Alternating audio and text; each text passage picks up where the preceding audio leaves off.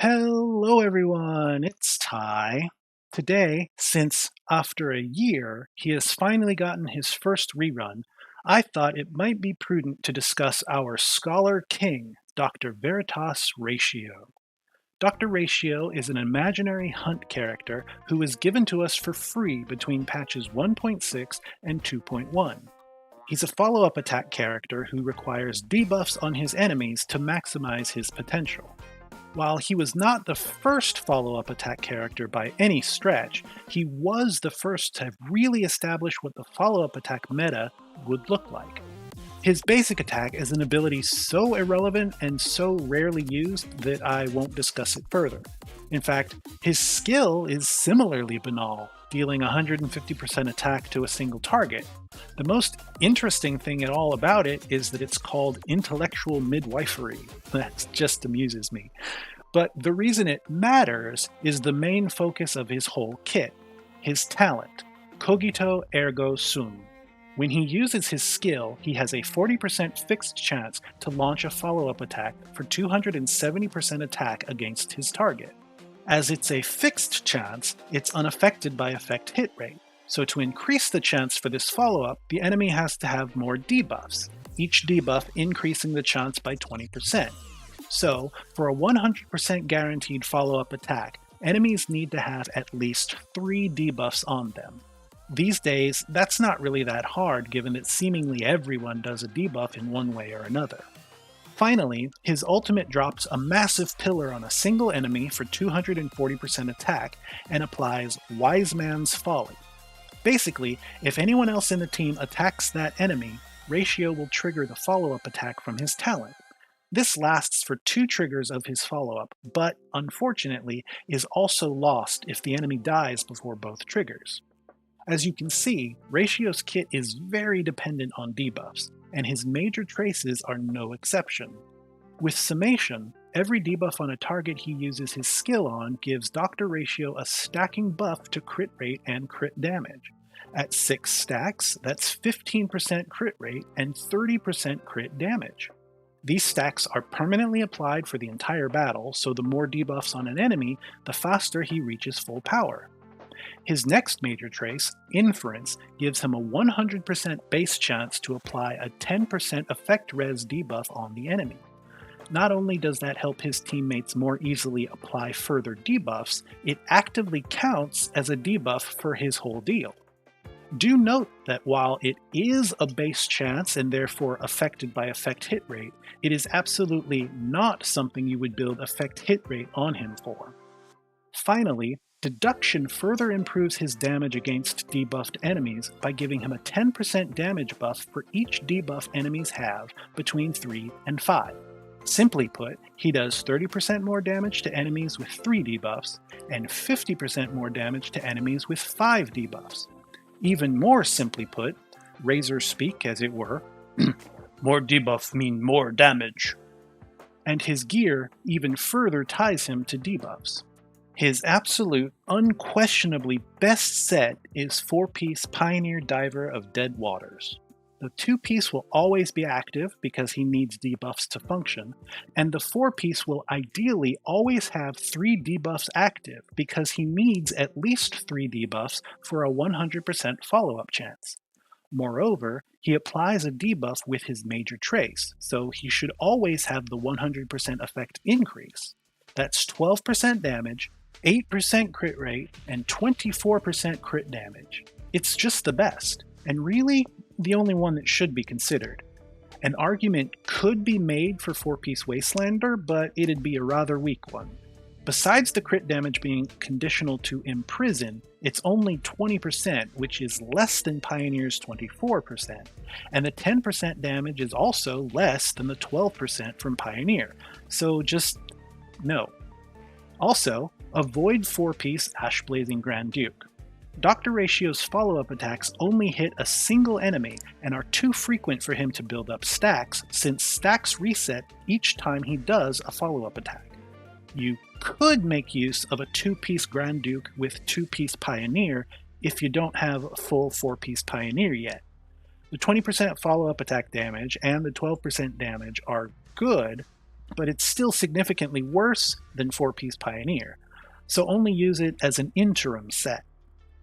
For planers, his best will be Duran, Dynasty of Running Wolves. The stacking follow-up attack damage buff will reach its 25% cap very quickly, especially in a follow-up attack team.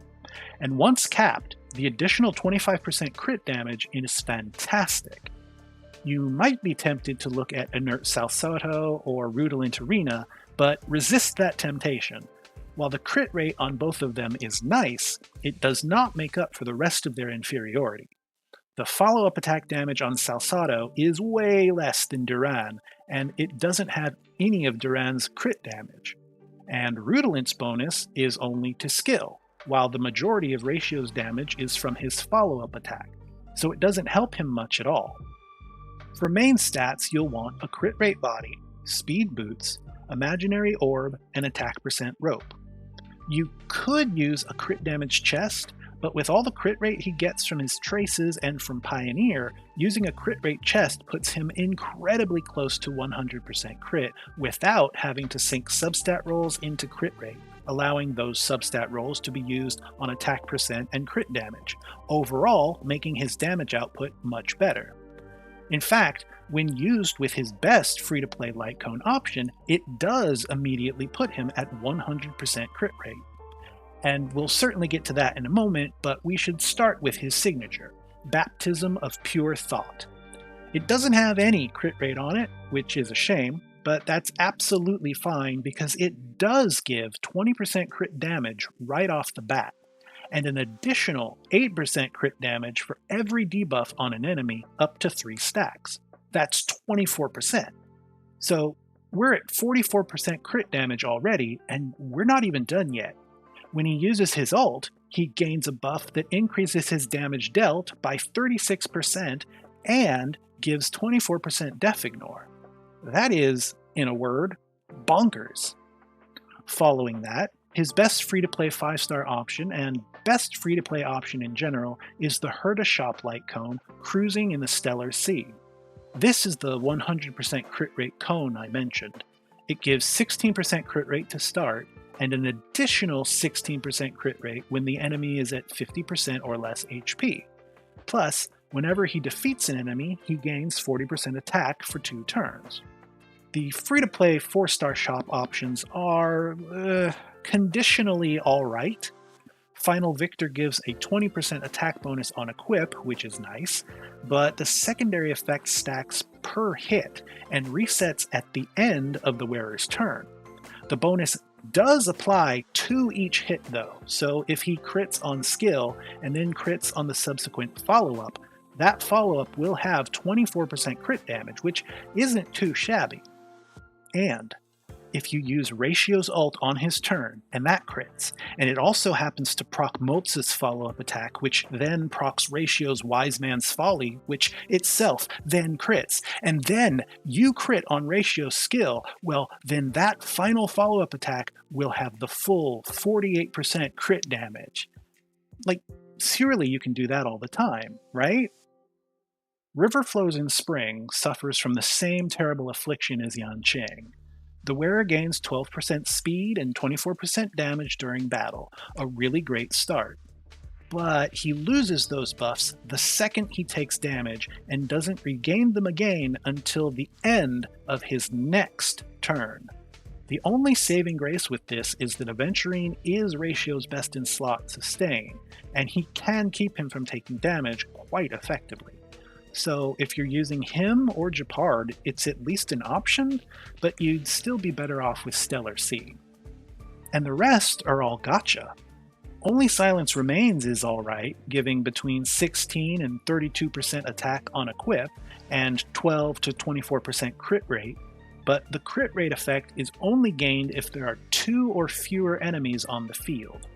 Good luck with that.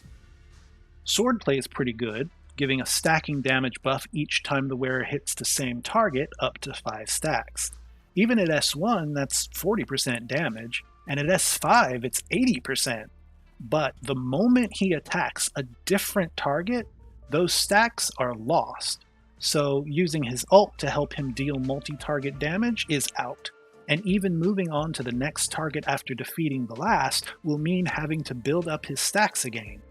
And since he only hits once per attack, that can end up taking a couple turns.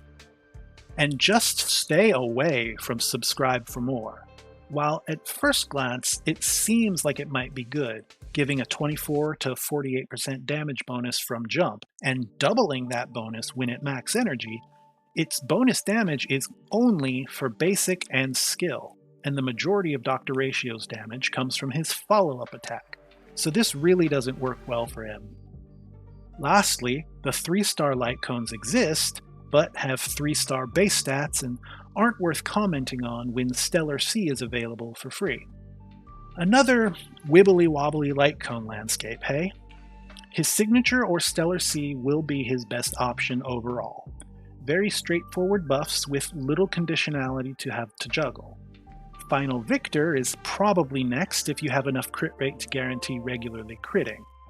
Only Silence Remains, if you have it at S5, would come next, as even without the crit rate secondary effect, the equip effect at S5 is quite good. River Flows in Spring is next if you're using Aventurine or Japard and can keep Ratio from taking damage. Finally, Swordplay at S5 is technically better than even Stellar C, but only if you can build and maintain stacks.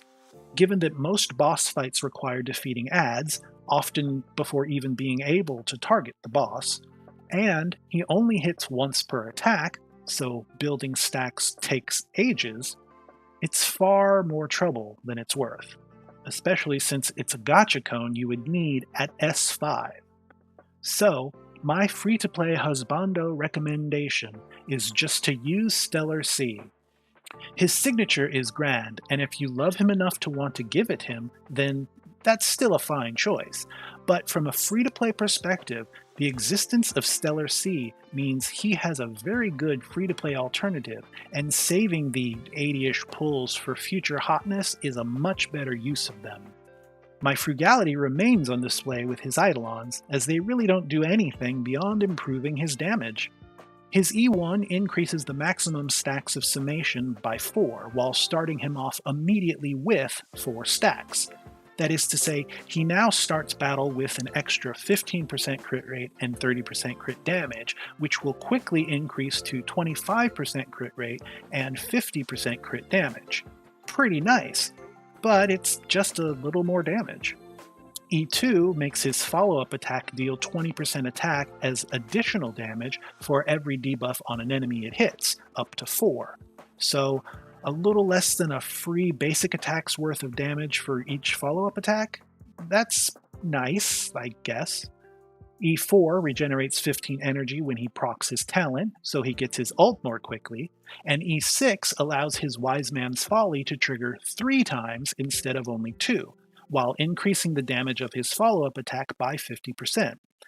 This is pretty nice, but is honestly surprisingly weak as far as E6s go. But then, he was a 1.x era character, and that's precisely why I don't think he's worth investing in these days. Ratio is a very peculiar case because you either have him for free already and are considering whether to invest in his signature or Eidolons, or you missed him and so are considering investing in him fresh. And honestly, my overall free-to-play Husbando recommendation is not to spend pulls on him. Wait, hear me out. There's just so much nuance. If you have him already, then there's no need to pull his Eidolons because they just move his damage closer to levels that are still lesser than a lot of our current and likely future characters, and you don't really need to pull his light cone with Stellar C existing. If you don't have him already, then pulling him at all is using pulls on a character who is, unfortunately, already well past his prime, but who does reside in a very particular niche that could see a resurgence at some point. So, when I put myself in the position of someone who doesn't have him, I easily see several valid reasons to get him. His look, his kit, his very being, he's definitely worth having. just not at the cost of losing out on someone else in the future. So if you don't have him, but you are certain you have the pulls to spare, getting him to E0S0 is great. And if you have him already, and you definitely have the pulls to spare and the desire to invest in him, getting him E0S1 is a fine way to show him your love and improve his damage. But overall, I just think it better for one's free-to-play future not to risk missing out on someone stronger and significantly more suited to the current game state if you aren't absolutely certain you have the pulls to spare. Obviously, Husbando over meta. But ¿por qué no los dos? He is a single target damage dealer doing late 1.x era damage in a landscape of multi-target combat encounters with 3.x era health pools. While he'll by no means be a go-to pick for most situations, when he is used, his overall damage output is adequate, sometimes even good with enough investment in the right teams. Ratio requires 3 things from his teammates. Debuffs. It doesn't matter who applies them, as long as he always has enough debuffs to guarantee his follow-up attack, he's winning. As such, nearly everyone is a good teammate for him. His best sustain is the follow-up core himself, Aventurine. It's a beautiful synergy. Ratio's follow-up attacks give Aventurine blind bet stacks, which trigger Aventurine's follow-up attacks, which can trigger Ratio's Wise Man's Folly if it's up. The elegant dance of the follow-up engine. An Aventurine can give a debuff for Ratio with his ult, or 2 if you have Aventurine's signature. Gallagher's also a great sustain because of his whole deal obviously, but also because he applies 2 debuffs with his ult and enhanced basic. Even Japard can apply a debuff with his freeze if you really want, but honestly just use him for sustain, let everyone else handle the debuffs. Like Zhao Cho, who has 2 debuffs of his own, Ashen Roast and Pyrograph Arcanum, the debuff from his ult. Plus, he's just a fantastic support with all the damage amplification he brings. Welt can also be useful to Ratio, applying plenty of debuffs with his Slow, his Imprison, and his ult, which applies an oft-overlooked vulnerability for some bit of damage amplification. Even Luca or Sampo can be used to apply debuffs if you'd like, and Luca even has a nice single-target vulnerability of his own. It's not great amplification, but it's better than nothing. And I feel it important to mention Silverwolf. While I prefer to keep things Husbando focused, I just love her so much, and this is one of the few cases these days where she's actually the perfect character to call upon. Her single target nature is fine for Ratio because he is also single target, and with her ult, bugs, weakness implants, and everything else, she's capable of applying every debuff Ratio could ever want and need, and then some, while also providing incredible damage amplification. She really is great for him. Moza is also a great teammate for Ratio. He applies 2 debuffs between his Prey Mark and Vengewise from his major trace. Plus, Vengewise is a 25% follow-up damage vulnerability that Ratio very much appreciates. And if you have his E2, he also increases crit damage dealt to that same debuffed target. Sadly, it does not count as a third separate debuff. It just modifies the Prey debuff to include the crit damage vulnerability. Ratio appreciates all kinds of buffs as well. Sunday and RMC are of course great for their action advance and various damage improvements, and the rest of the Harmony Harem can benefit him in all their own special ways. He really is a fun character. Even if he's not quite the mind-blowing DPS powerhouse he was once seen as, he's still a key part of the follow-up engine and a delight to play. And who knows, maybe the follow-up engine will make a comeback and Ratio will see a return. I'm definitely curious to know if anyone's pulling for his rerun though. Whether to get him for the first time, for his signature, or for his Eidolons, let me know down in the comments where you stand. So, that's my guide to Dr. Ratio. Hopefully you found it entertaining, informative, or both. Both would be ideal. Anyway, if you like this sort of thing, please feel free to like and subscribe. hit the notification bell to see when I post another video. I'm not sure what I'll be doing next, but maybe you want to come back and find out? Anyway, thanks again for watching, and I hope to see you all next time. Bye!